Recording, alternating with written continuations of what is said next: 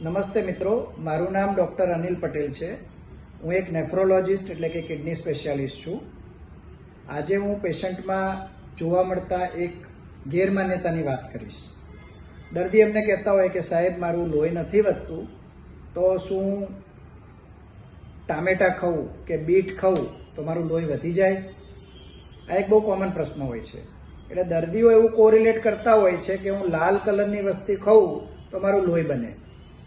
But એ સાચી વાત નથી, એ એક ગેરમાન્યતા છે. પહેલાં આપણે એ સમજવું પડશે કે કિડનીવાળા દર્દીને લોહી કેમ નથી બનતું. તો જે કિડનીની બીમારી હોય છે એને કિડનીમાંથી એક હોર્મોન બનતો હોય છે, ઇરિથ્રોપોએટિન નામનો હોર્મોન. એ હોર્મોન આપણા બોન મેરોની અંદર હિમોગ્લોબિનનું પ્રોડક્શન વધારે છે. તો એ હોર્મોન કિડનીની બીમારીમાં એનું પ્રોડક્શન ઓછું થઈ જાય. એ ઓછું થવાના કારણે લોહી ઓછું બને. તો આ કારણથી દર્દીને, કિડનીવાળા પેશન્ટને લોહી નથી બનતું.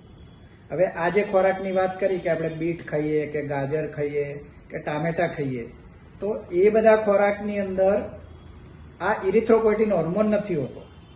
એટલે એ કિડનીવાળા પેશન્ટનું લોહી વધારવાનું નથી.